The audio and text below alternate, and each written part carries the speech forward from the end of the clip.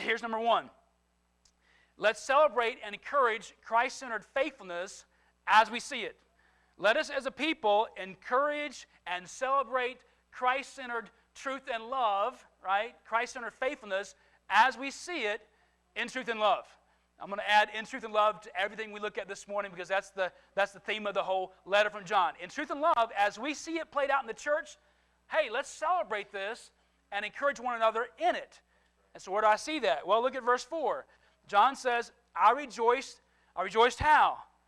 Greatly, right? I rejoiced greatly to find some of your children, I think speaking of the body of Christ, I rejoiced greatly to see some of the church family walking in the truth, just as you were commanded by the Father.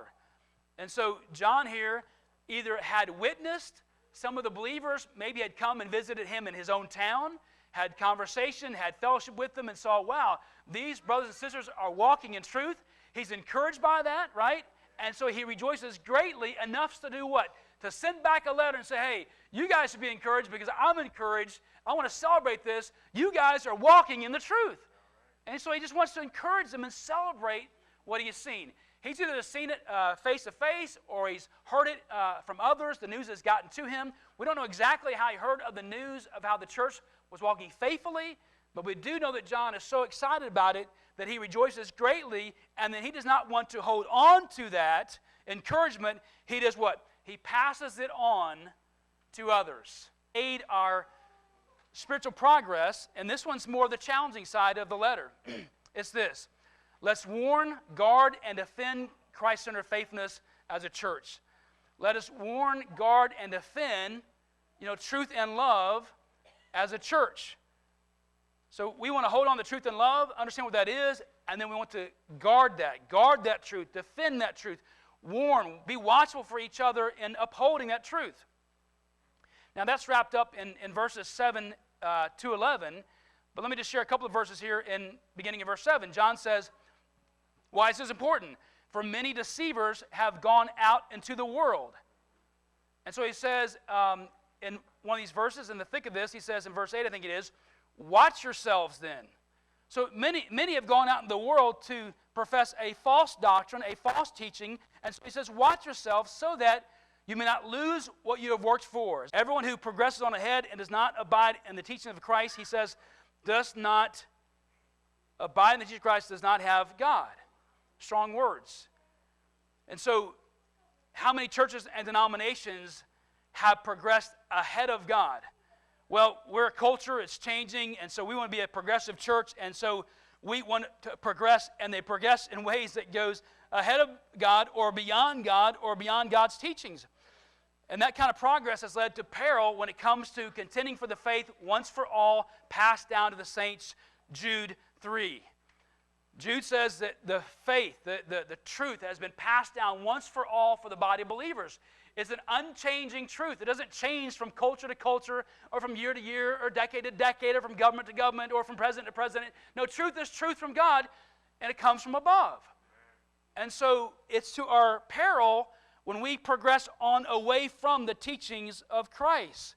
If we do that, the church no longer is the church, the true church. The church no longer is a church, but rather a progressive cultural conglomerate of sub-Christian teaching and principles wrapped in worldliness and man-centered religion.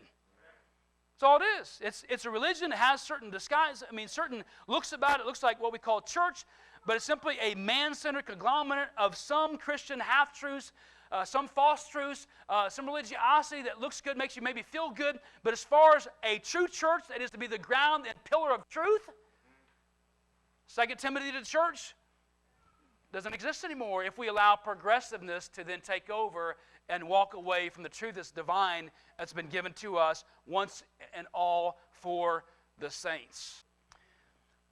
One last thought then about how we can aid ourselves in spiritual growth as a church family. And this one comes out of John's closing. Don't want to miss this. I think it's, how relevant to our own culture today to see this closing statement by John. But here's another way that the church can aid in spiritual progress, and it's this. Let us have face-to-face conversations that increase our faith. Let us have face-to-face conversations that increase our faith. In other words, that aid in our spiritual progress. Where do I see that? Verse 12 and 13.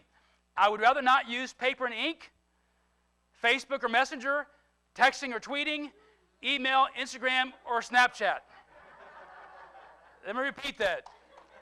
I would rather not use paper and ink, Facebook or Messenger, texting or tweeting, email, Instagram, or Snapchat.